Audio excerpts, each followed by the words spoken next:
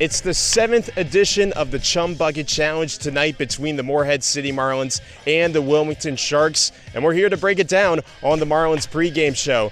Christian Noms here alongside Trey Keenis and Lance Williams. Morehead City coming into this game on a bit of a slump. Second time this season the squad has lost 3 or more games in a row. And Lance, last night it was the worst loss of the season for Morehead City. 15-0 against the Pilots in a game where nothing really seemed to go right. Yeah, for the Marlins, about everything that could have went wrong did go wrong. The Peninsula Pilots, the top team in the East Division, was showing why they have the best record in the East. The home run power, the league-leading home run power on display. 3 home runs, 6 total extra base hits, 3 doubles along with the 3 long balls, and then 15 hits combined for that Peninsula group. And then on the other end of the ball, Morehead City, just 4 hits, and they got shut out for the second time this season. Granted, you can say, hey, it's a 5-inning game, rain cut that game short, but honestly, for the Morehead City Marlins, they're probably grateful for the rain after that one.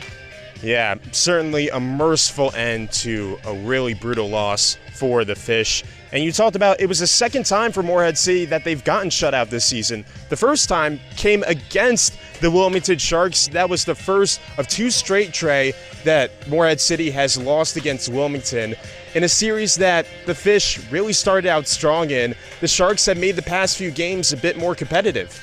Yeah, Morehead City starting out obviously winning 3 out of the 4 first contests, and Wilmington taking the last 2. Coming into the last contest, that was the tightest margin of victory we've seen out of any game this series. Wilmington ultimately besting Morehead City 6-5, and really what we've seen over the last 2 games in favor of Wilmington has been the starting pitching. Brendan Keneally was lights out last time on the mound, 4 innings strong. Obviously before that rain delay, that took about 45 minutes, ending Keneally's night, and the game before that it was Nolan Roycraft going 5 innings strong, shutout as well. So it's really been the starting pitching for Wilmington that's really set the tone, holding this Morehead City offense scoreless. And so I think for tonight, it's really about attacking the starting pitcher early and not getting behind, as we've seen throughout the last couple of games, not just against Wilmington, but as a whole.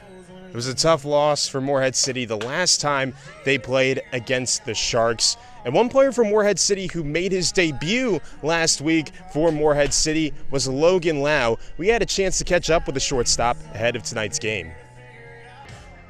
Christian Noms here with Logan Lau ahead of tonight's matchup between the Sharks. Logan, you made your debut for Morehead City against Wilmington just a week ago. How's your first week been on the Crystal Coast so far? It's been great, having a lot of fun, just getting adapted to the culture, getting adapted to the competition, and it feels good. You're a North Carolina native. Have you kind of explored this part of the state prior to coming here?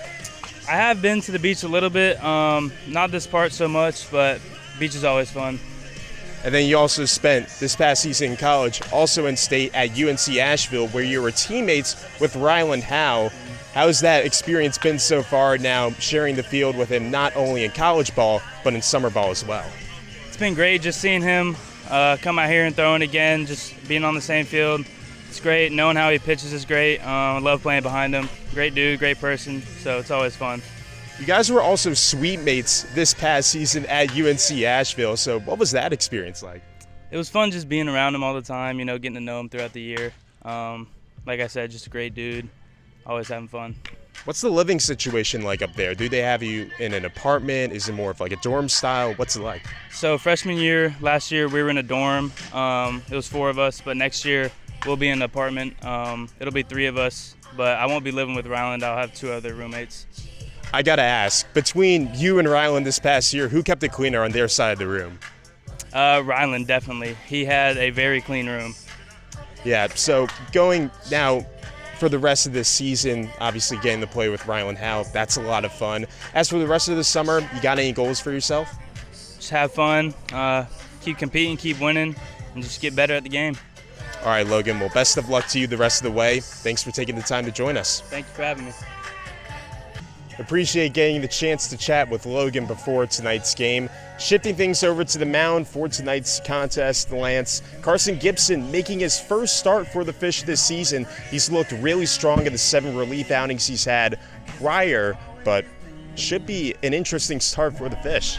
Yeah, this is a guy who was a weekend starter at Mount Olive, but so far this season for the Marlins, he's been strictly bullpen, like you mentioned. But in those 7 outings, he has kind of gone in extra inning or 2 than what you'd see from a normal relief pitcher. He has 17 innings in those 7 appearances, so he kind of has had not quite starts, but had an opener in front of him to go into his relief appearances. So I would expect him to go maybe 4 or 5 innings tonight because, look, this is a Morehead City pitching staff that's a little exhausted. The last 2 days they've had games, and then they've lost a couple arms due to just the rotation of summer ball. So Gibson, you really want him to have a strong outing to set up what could be the rest of the bullpen that's kind of limited up to this point. Yeah, bullpen has really floundered in the past few games for Morehead City. Gave up 5 home runs to Greenville on Wednesday, and then gave up 3 to Peninsula just last night. Aside from that, though, Trey, what are some other keys to the game tonight for Morehead City? I think as a whole, you got to look at both sides of the ball. Last game against Wilmington, Morehead City committed 4 errors in the field. So I think, you look at this Wilmington team in really 4 major offensive categories: batting average, on-base percentage, OPS, as well as slugging percentage. They're bottom in the CPL in all 4 categories. So this is a team that when they get on base, they're going to make you pay. So I think for Morehead City, it's eliminating those mistakes that you can control and making Wilmington earn their stripes on the base path. And I think on the offensive side of things, I think you'd be a little optimistic tonight. You're facing a guy in Jake Boynar who's making his 4th start this season and his 2nd start against Morehead City. Last time out against Morehead City was on June 20th. That was an 11-2 victory for the Marlins, and really he only lasted 2 1/3 innings, 2 earned runs, but allowed 9 base runners in just 2 1/3. So I think for them it's really about attacking Boynar, and it starts with those first 3 batters in the lineup. Morehead City hitting just 217 and through 1 through 3. So it really starts with those guys. Talk about Tanner Malley, Nate Anderson, even Tyler Lejeune, who leads the team in on-base percentage. I think those are some names that you look to see maybe ignite this offense tonight and really try to get this team out of the rut that they've been in 4 out of the last 5 games. Always a fun rivalry in the CPL between the Marlins and the Sharks. First pitch for tonight's game is at 6:30. You can catch these two on the call on Flow Sports. We'll see you then.